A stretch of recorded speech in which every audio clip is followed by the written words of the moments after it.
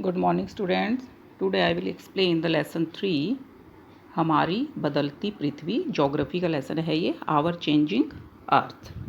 इसमें हम स्टूडेंट देखते हैं कि पृथ्वी में जो है अर्थ में कैसे कैसे चेंजेस आते हैं, यानी कि ज्वालामुखी कैसे आते हैं, भूकंप कैसे आते हैं, और नीचे जो है पृथ्वी की प्लेट्स में क्या क्या चेंजेस आते हैं कैसे। तो स्टूडेंट इसमें देखिए, पहले हम इसमें जैसे कि बॉक्स में दिखाया गया है कि पृथ्वी की गतियाँ जो हैं, मूवमेंट्स जो है वो कैसे होती है। एक है इसमें अंतर्जनित बल, ठीक है, और एक है बाह्यजनिक, यानी कि एक है एंडोजेनिक और दूसरा है एक्सोजेनिक फोर्स। तो स्टूडेंट पहले हम पढ़ते हैं यहाँ से स्टार्टिंग से। स्थल मंडल जो है लिथोस्फीयर हमारी अनेक प्लेट्स में डिवाइड है, जिसे कि हम लिथोस्फीयर प्लेट्स भी कहते हैं।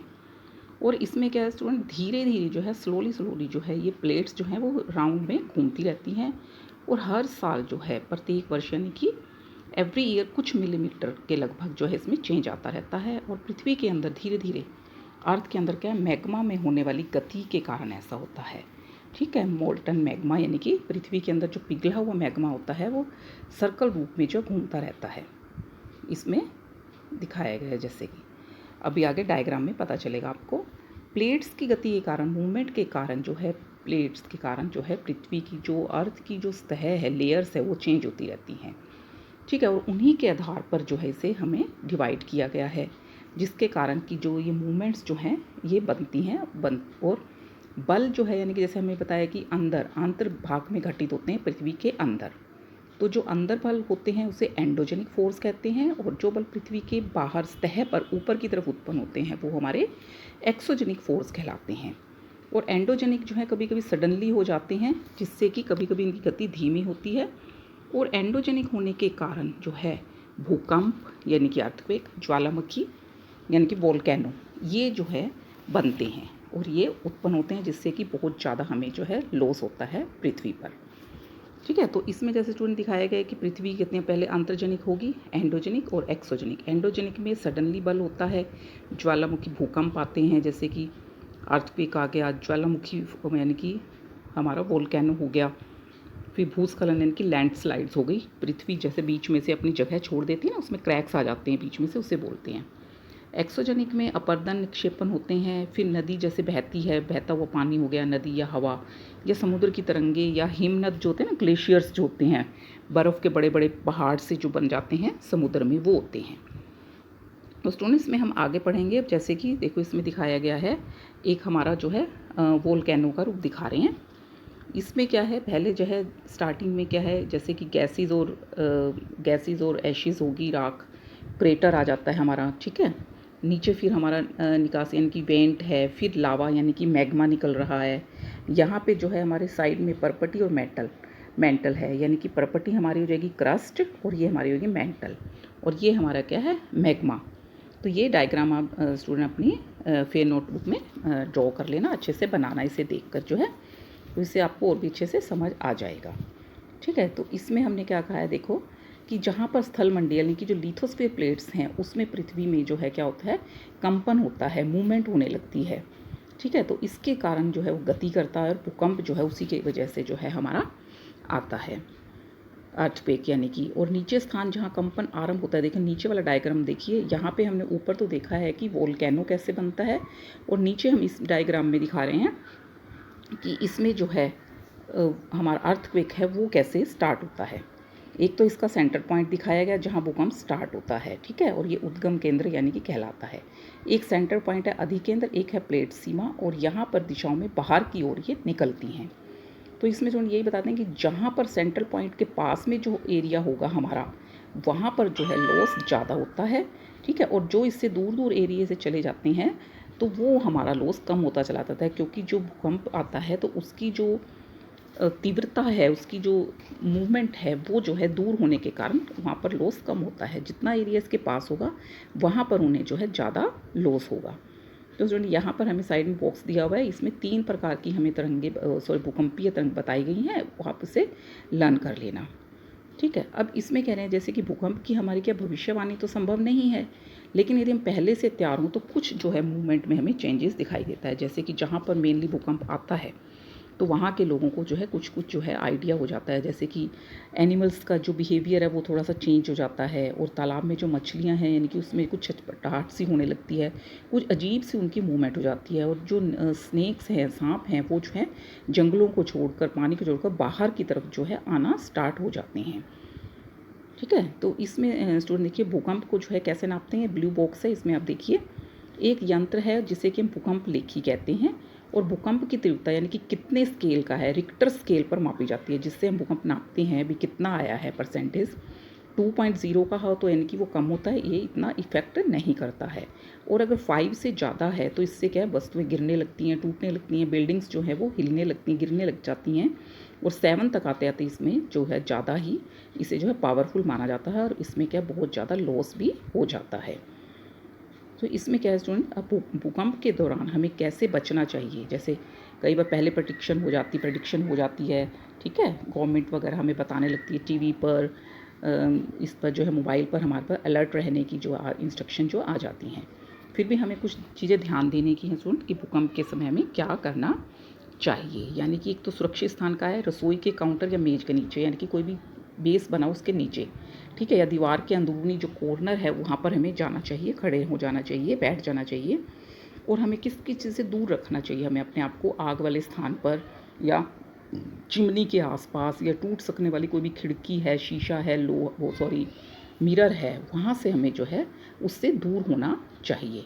ठीक है, और अपने फ्रेंड्स को, अपने जो रिलेटिव्स हैं उन सबको भी हमें इन चीज़ों के बारे में बताना चाहिए, और इससे हमें अलर्ट रहना चाहिए। तो सुन, ये चीज़ें हमें ध्यान में रखनी चाहिए कि हम भूकंप से कैसे बच सकते हैं। नेक्स्ट हमारी जैसे कि मुख्य स्थलाकृतियाँ, यानी कि हमारी जो पृथ्वी की जो स्थलाकृति है, शेप्स है, उसमें क्या है। तो जैसे कि अपक्षय अपर्दन नामक 2 क्रियाएं होती हैं। पृथ्वी पर जो सतह पर जो शैलों के टूटने से अपक्षय की क्रिया होती है, यानी कि ये वेदरिंग कहलाती है। इसे स्टूडेंट आप अंडरलाइन कर लीजिए। भूदृश्य पर और पृथ्वी पर जो जल, पवन यानी कि वायु से, एयर से, वाटर से, और आइस जो है उससे जो है होने वाले क्षय को हम अपर्दन कहते हैं। उसको हम क्या कहते हैं, इरोजन। इसे भी आप अंडरलाइन कर लीजिए। और वायु, जल, पृथ्वी से जो पदार्थ इधर उधर घूमते हैं वो एक स्थान पर चले जाते हैं, क्योंकि हवा के द्वारा, पानी के द्वारा, ठीक है, वो बह कर जो है एक दूसरे स्थान पर जाते हैं, और वहाँ पर वो इकट्ठे हो जाते हैं। अपर्दन निषेचन में ये जो पृथ्वी पर विभिन्न तरह की जो है शेप्स बन जाती हैं, वो कौन कौन सी बनेंगी आगे हम इसके बारे में पढ़ेंगे। अब देखिए वर्ल्ड में जो है बेटा हजारों छोटे छोटे जलप्रपात बने हुए हैं। बहुत सा सबसे ऊंचा जलप्रपात जो है वो उत्तरी अमेरिका में कनाडा और संयुक्त अमेरिका की सीमा पर नियाग्रा जलप्रपात है।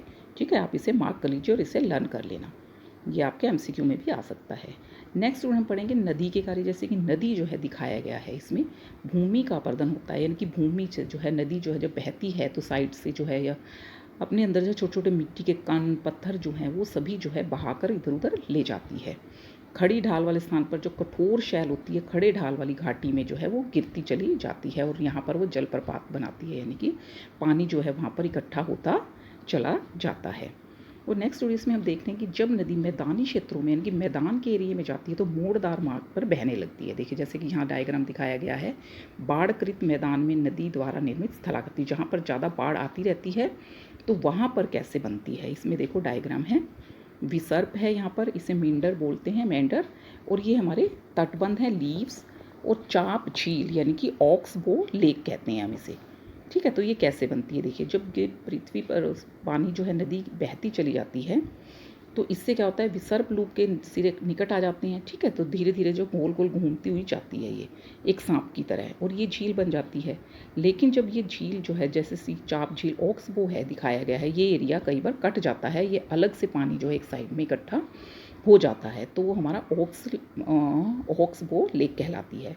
और इधर जो विसर्प यानी कि गोलाई बनी हुई विसर्प यानी कि मेंडर्स है, ये पानी जब घूमता हुआ नदी जाती है तो ये एक वी शेप में जो है, यानी कि स्नेक की शेप में ये किनारे जो हैं इसके बनते चले जाते हैं, यहाँ पानी इकट्ठा होता है, और फिर धीरे धीरे जो है ये बहने लगती है, और अन्य पदार्थ जो अपने साथ साथ थोड़ी कंकड़, पत्थर, मिट्टी वगैरह जब वो बहाकर ले जाती है, इसे हम अवसाद कहते हैं। ठीक है, और ये उपजाऊ बाढ़कृत मैदान, क्योंकि जब नदी बहती है तो अपने साथ जो है उपजाऊ जो है खनिज पदार्थ वगैरह वो सब बहा कर ले जाती है, और एक जगह पर वो धीरे धीरे इकट्ठे होने लगते हैं, तो वहाँ की मिट्टी क्या हो जाती है, उपजाऊ बन जाती है। ठीक है। और धीरे धीरे जो है फिर समुद्र तक पहुँचते पहुँचते नदी का जो फ्लो है वो स्लो हो जाता है और नदी जो है आगे जाकर कई भाग में पार्ट्स में जो है वो डिवाइड होती चली जाती है, जिसे कि हम वितरिका कहते हैं। देखिए स्टूडेंट, ये साइड में डायग्राम है। एक स्टूडेंट आपको ये वाला डायग्राम बनाना है, बाढ़कृत मैदान में निर्मित स्थलाकृतियाँ, यानी कि एक तो ये नदी वाला ये बनाना है विसर्ग का, चाप झील का, और एक नेक्स्ट डायग्राम थर्ड आपको ये बनाना है कि ये डेल्टा कैसे बनते हैं। देखो जब कह रहे हैं ना धीरे धीरे नदी इधर उधर जाती है बहती हुई, फिर इसमें जो है जगह जगह पानी जो है इकट्ठा हो जाता है, ये कटती चली जाती है, तो ये हमारी वितरिका हो गई। यहाँ पर इतनी धीरे हो जाती है कि सारा जो मलबा है इसके साथ जो कंकड़ पत्थर आए होते हैं वो एक स्थान पर ही इकट्ठे हो जाते हैं, ठीक है। और इन्हीं से क्या है डेल्टा का निर्माण होता है, इसी को डेल्टा कहते हैं। जब नदी बहती हुई आती है जगह जगह पर जो है कटती चली जाती है और फिर साइड में जो है वो अपने जो है जगह पर वहाँ पर खनिज पदार्थ हैं, मिट्टी कंकड़ पत्थर जो है वो इकट्ठे होते जाते हैं और धीरे धीरे जो है ये कई बार आगे चलकर जो है छोटे छोटे पार्ट्स में डिवाइड हो जाती है, तो वितरिका कहलाती है और वहाँ से हम इस एरिया को फिर डेल्टा कहते हैं। अब स्टूडेंट देखिए एक है समुद्री तरंगों के कार्य, जो हमारी सी वेव्स हैं उनके क्या है। देखिए ये साइड में आपको डायग्राम दिखाया गया है, एक तो समुद्री गुफा है, एक तटीय मेहराब है सी, एक है स्टैक। जब समुद्री तल में अपर्दन निक्षेपण होता है, यानी कि वो बनाते हैं, कैसे बनाते हैं, लगातार जो समुद्र की तरंगें यानी कि जो पानी का बहाव है वो शैल जो होते हैं बड़े बड़े उनसे टकराती रहती हैं और उनमें फिर दरारें आ जाती हैं, कोई तो दरार बड़ी बन जाती हैं कोई छोटी। तो जब ये दरारों में से पानी बहकर निकलता है तो वो समुद्री गुफा बन जाती हैं, ठीक है, अंदर से यानी कि झोल बन जाता है, तो वो दूसरी तरफ पानी जाने लगता है। ये छोटा छोटा एरिया जो है ये हमारा कहीं पर समुद्री गुफा हो गई, कहीं पर तटीय मेहराब जो है ये बनाते चले जाते हैं और ऊपर जो है छत को थोड़ा सा तोड़ भी देते हैं और बीच में दीवारें साइड में बच जाती हैं। दीवार जैसी अब कुछ जो होती हैं, जैसे बीच में से पार्ट्स को तोड़ दिया, ये तो तटीय मेहराब हो गया, एक पार्ट हमारा अलग हो गया तो वो स्टैक हो गया, ठीक है, इसे हम स्टैक कहते हैं। और यहाँ पर क्या है हमारा इकट्ठा हो जाता है। इसमें क्या है हिमनद के कार्य, ग्लेशियर्स, यानी कि हिमनद के जो हैं कार्य क्या है। हिमनद और हिमानी बर्फ़ की नदियाँ होती हैं, ठीक है, जो बर्फ़ यानी कि पिघल कर आ रही है आगे, बर्फ़ से पिघल कर जो नदियाँ बनती हैं, पानी बहता रहता है, तो हिमनद नीचे कठोर चट्टानों में आ जाती हैं और पत्थरों को पर देती है, यानी कि धीरे धीरे जो पानी बह कर आ रहा है वो पत्थरों की कटिंग करता चला जाता है, ठीक है। और इससे जो है हिमनद गहरे गर्तों का, यानी कि जो गहरी जो नदियां हैं वो बनती चली जाती हैं और पर्वत का जो बड़ा एरिया है उसमें बर्फ़ पिघलने से जो गर्त यानी कि जो जगह बन जाती है पहाड़ों और पत्थरों के बीच में, ठीक है, उसको क्या है उसमें पानी भरने लगता है और वो एक सुंदर झील के रूप में चेंज, लेक के रूप में चेंज हो जाता है। और यहाँ पर जो बर्फ़ की जो नदियाँ बहती हैं बर्फ़ के पानी से, उसके द्वारा छोटे बड़े शैल, रेत, मिट्टी वगैरह जो है ये सारी इकट्ठी हो जाती हैं, जिसे हम हिमनद हिमोड़ का निर्माण होता है और उसे हम हिमनद या हिमोड़ कहते हैं। ऐसे स्टूडेंट्स नेक्स्ट है हमारा इसमें कि पवन के कार्य, यानी कि वायु के क्या कार्य हैं। जैसे देखिए स्टूडेंट ये डायग्राम दिखाई दे रहा है बालू टिब्बे, जो कुछ लोग राजस्थान से बिलोंग करते हैं रेतीले इलाके से, तो उनको पता होगा कि बालू टिब्बे क्या है, जहाँ पर कि रेत का ढेर इकट्ठा हो जाता है हवा के द्वारा। तो इसमें जो है रेगिस्तान में जो हवा चलती है अपर्दन मुख्य कारक है, यानी कि इकट्ठे हवा के द्वारा रेत का इधर से उधर चलना, घूमना, आगे चेंज हो जाना और फिर कहीं दूसरी जगह पर जाकर इकट्ठे हो जाना। तो इसमें जो है रेगिस्तान में छत्रक के आकार के शैल बन जाते हैं, नीचे भाग को आसानी से काटती हैं और इसलिए ऐसी शैल के आधार पर छोटे छोटे और फैले हुए भी होते हैं, कुछ छोटे होते हैं कुछ फैले होते हैं, हवा चलने के साथ ही एक स्थान से दूसरे स्थान पर जाने लगते हैं। और जब हवा का बहाव रुकता है तो ये रेत क्या होते हैं गिरकर छोटी पहाड़ी बना देंगे, कि क्योंकि हवा का बहाव रुक गया, ठीक है, तो वहीं पर जो रेत इकट्ठी हो जाती है और वो पहाड़ी, छोटी छोटी पहाड़ी या कभी बड़ी पहाड़ी भी जब तेज़ हवा आती है वो बन जाती है, तो उसे हम बालू टिब्बा कहते हैं। बालू कण जो होते हैं महीन छोटे बहुत हल्के होते हैं, हवा जो है उनको उठाकर बहुत दूर भी ले जा सकती है और पास में भी। जब हवा का बहाव तेज़ होगा तो वो क्या होते हैं बहुत दूर तक चले जाते हैं और फिर धीरे धीरे जो है वो इकट्ठे हो जाते हैं और उसको इकट्ठे होकर पहाड़ी बन जाती है छोटी या बड़ी, तो वो हमारी कहलाती है बालू टिब्बा। और जब ये बालू कण विस्तृत यानी कि बड़े एरिया में निक्षेपित होते हैं इकट्ठे होते, तो इससे हम लोएस कहते हैं। चीन में जो विशाल लोएस निक्षेप पाए जाते हैं, आप ये लाइन अंडरलाइन कर लीजिए, चीन में कहाँ पाया जाता है सबसे बड़ा लोएस निक्षेप, चीन में पाया जाता है, ये आपका एमसीक्यू में भी आ सकता है।